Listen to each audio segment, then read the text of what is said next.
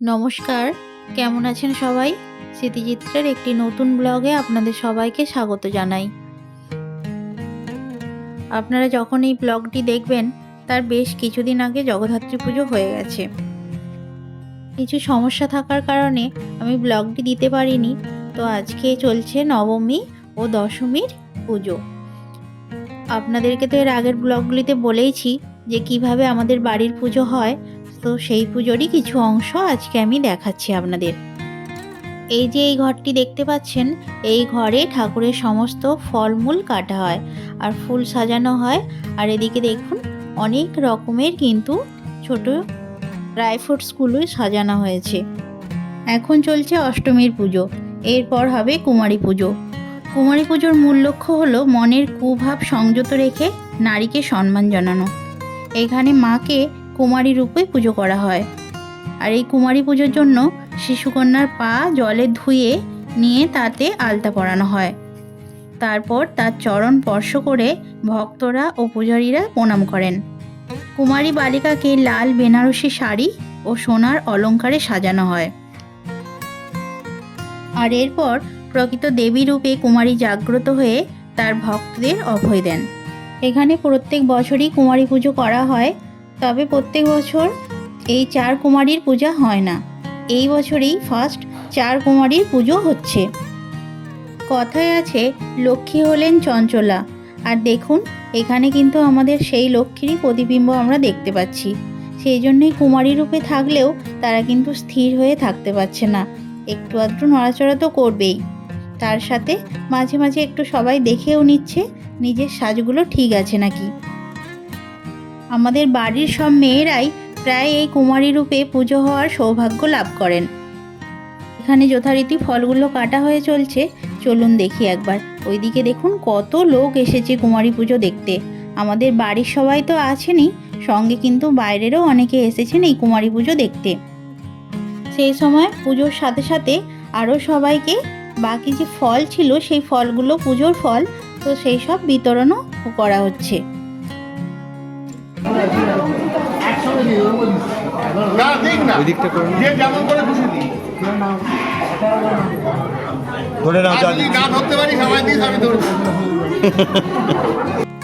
মায়ের চঞ্চল স্বভাবের সাথে সাথে মায়ের মুখে কিন্তু মিষ্টি মধুর হাসিটিও লেগে আছে। কুমারী পুজো হয়ে যাওয়ার পর সবাই প্রণাম করে নিয়েছে, আর এরপর মাকে বাড়িতে নিয়ে যাওয়ার পালা। তাই প্রায় এক একজন মাকে কোলে করে নিয়েছে, আর মা সবাইকে প্রাণ ভরে দেখুন আশীর্বাদ করছে। আর তার সাথে সবাই মায়ের চরণ স্পর্শ করে আশীর্বাদ নিচ্ছে।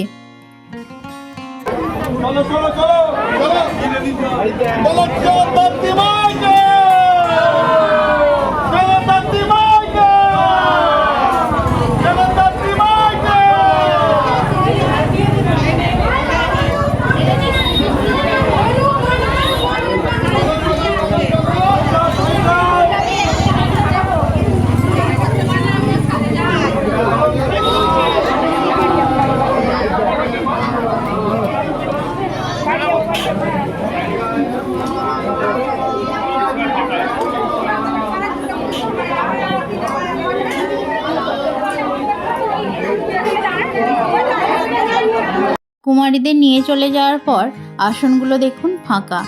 এই আসনেই একটু আগে কুমারীরা বসেছিলেন, তো এখন আসনগুলো পুরোই ফাঁকা। ওইদিকে প্যান্ডেলে দেখুন বেশ ভিড় হয়েছে, লম্বা হয়ে লাইন দেওয়া আছে। সবাই মায়ের প্রসাদ পেতে এসেছে। তো এখন তো দুপুর টাইম, তাই দেখুন বেশ প্যান্ডেলে কিন্তু ভিড় হয়েছে। আজকের দিনে প্রায় 1000 জনের মতো খাওয়া দাওয়া করেন এখানে। সবাই মায়ের ভোগ খেতে চায়, তো সেই জন্য সব বাড়ির সাথে সাথে বাইরেরও সবাই এসেছে। তার সাথে যারা পরিচিত আত্মীয় স্বজন তারাও কিন্তু আজকে এই পুজোতে সামিল হয়েছেন আমাদের সাথে, সবাই একসাথে আনন্দ ভাগ করে নেওয়ার জন্য। আমাদের বাড়ির যারা বড়রা আছেন তারা লক্ষ্য রাখছেন সবাই যাতে ঠিকভাবে প্রসাদ পেতে পারে, যাতে কোনো রকম অসুবিধে না হয়, সেই দিকটিতে একবার দেখে নিচ্ছেন ভালো করে। এখন আমরা সদরে চলে এসেছি। এখন কুমারী পুজো হয়ে যাওয়ার পর হবে নবমীর পুজো। সেই জন্য নবমীর সমস্ত কিছু মায়ের কাছে দেয়া হয়েছে। নবমীতে যে ভোগ হয় সেই ভোগের মধ্যে থাকে বিভিন্ন ধরনের পদ। যেমন মাছ মাংসের পদ হয় সেই রকমভাবে একই রকম বিভিন্ন রকমের সবজিরও পদ হয়।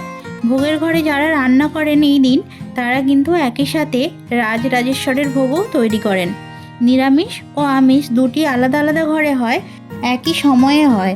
যারা আমিষ রান্না করেন তারা নিরামিষ ভোগ রান্না করেন না। এইভাবে পুজো মিটতে মিটতে প্রায় 6:30 মতো বেজে গিয়েছিল। তো এখন তো নবমীর পুজো হচ্ছে, এরপর হবে হোম, এরপরেই নবমী পুজোটা কমপ্লিট হয়ে যাবে।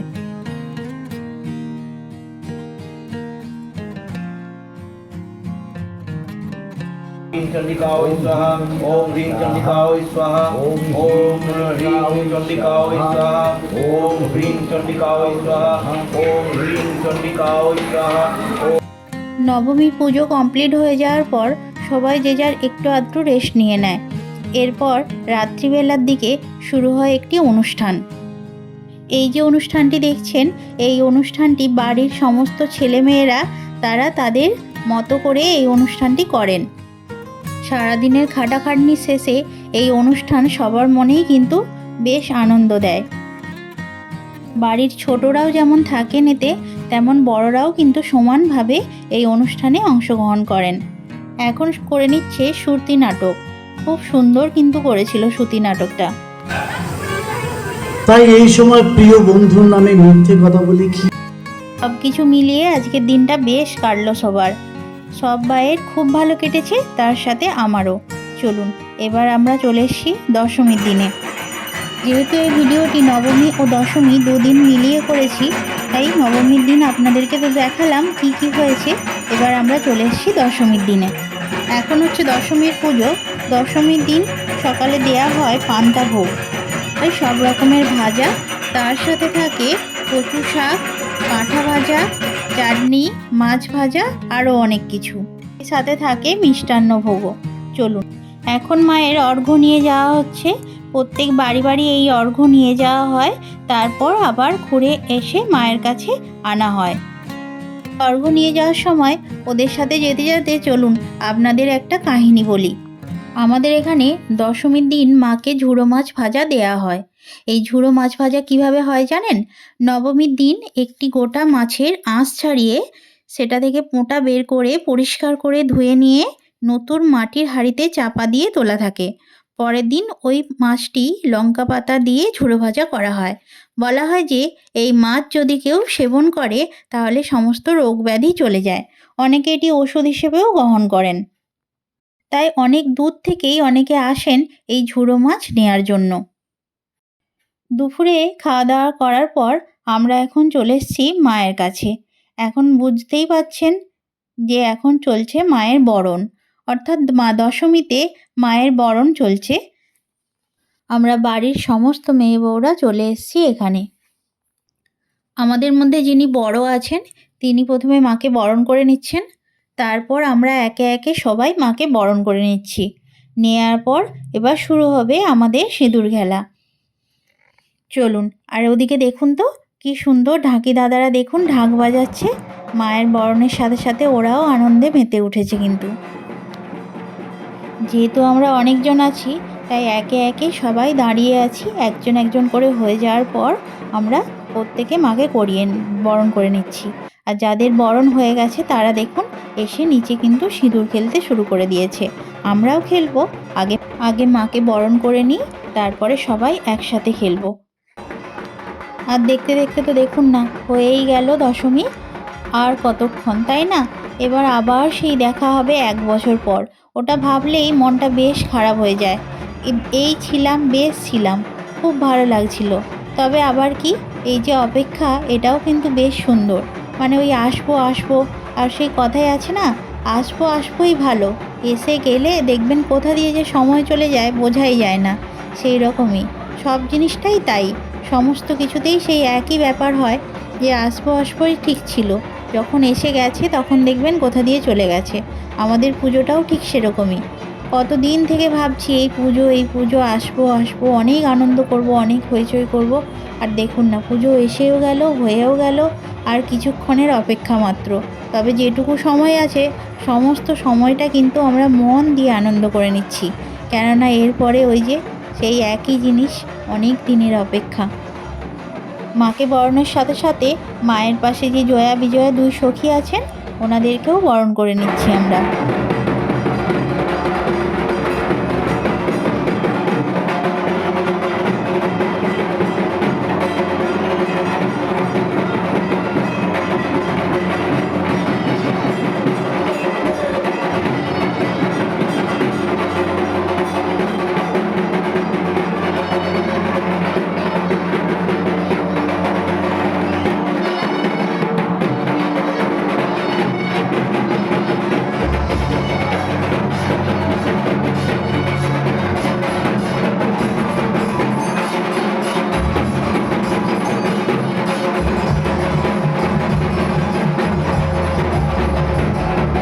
আমরা বাড়ির বড়রা যেমন আনন্দ করছি, এইদিকে কিন্তু ছোটরাও দেখুন বেশ আনন্দ করছে।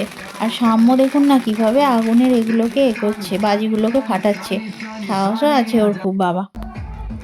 সিঁদুর খোলার সাথে সাথে এবার চলছে সেলফি তোলার পালা। সবাই চাইছি যাতে এক ফ্রেমে থাকতে, কিন্তু সত্যি কথা বলতে কি এক ফ্রেমে এতজন ধরা একটু কষ্টেরই আছে। তাই একবারে চেষ্টা করা হলেও জানি না কেউ বাদ পড়ে গেল নাকি। যদি বাদ পড়েও থাকে তারপরে চেষ্টা করছি আবার যাতে একসাথে তুলে নেওয়ার ছবি। সেই জন্য বারবার ধরে আমরা কিন্তু ছবি তুলে যাচ্ছি। তার সাথে এখানে দেখুন বেশ আনন্দ করছে সবাই। ওদের সাথে আবার সাম্য দেখছি জয়েন করেছে। মাঝখানে ওরা তো খুব বড়, তো ওদের মাঝখান দিয়ে সাম্য যেহেতু ছোট, একবার করে দেখছি ঢুকে যাচ্ছে, আবার একটু পরে দেখছি ওদের মাঝখান থেকে বেরিয়ে পড়ছে। আর সম্পর্কে যেহেতু দিদি বৌদি হয় তাহলে তো কোনো কথাই নেই, সবাই মিলে আবার ওকে নিয়ে কিন্তু বেশ আনন্দ করছে। আর যখন দেখছে ও পারছে না, চাপা পড়ে যাচ্ছে, তখন আবার ওইখান থেকে বেরিয়ে পড়ছে।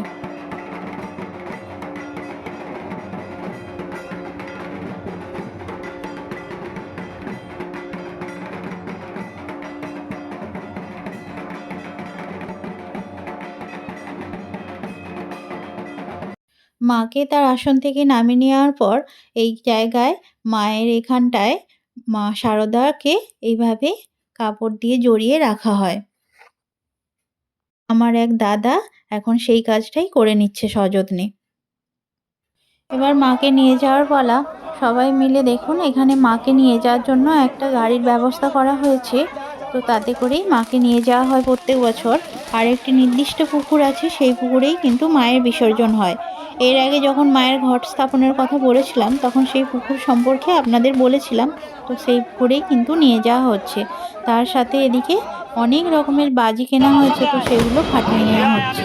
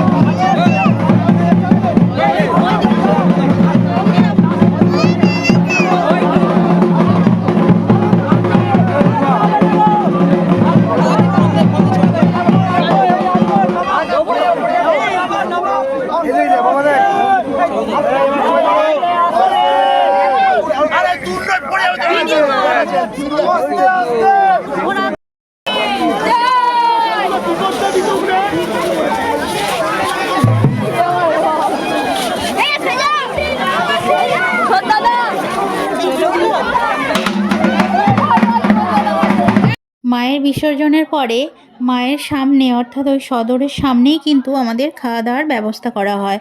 আর এই দিনকে আমাদের প্রত্যেকবারই খিচুড়ি রান্না হয়, তো এবারেও খিচুড়িই রান্না হয়েছে। সবাই মিলে আমরা এখন বসে গেছি সেই খিচুড়ি খাওয়ার জন্য। তার আগে অবশ্যই শান্তি জল নিয়ে চাল কড়াই ভাজা সবাইকে দেয়া হয়েছে, আর সবাই শান্তি জল নিয়েছে। তারপরেই কিন্তু খিচুড়ির ব্যবস্থা করা হয়েছে। এরপর কালকে হবে সত্যনারায়ণ পুজো, আর তারপর আবার যে যেখান থেকে এসেছে সেখানে ফেরার পালা। আমাদের পুজোটি আপনাদের কেমন লাগলো তা অবশ্যই কমেন্ট করে জানাবেন। আজকের ব্লগটি এখানেই শেষ করছি। আবার দেখা হবে পরের একটি ব্লগে। ততদিন আপনারা সবাই ভালো থাকবেন, সুস্থ থাকবেন। নমস্কার।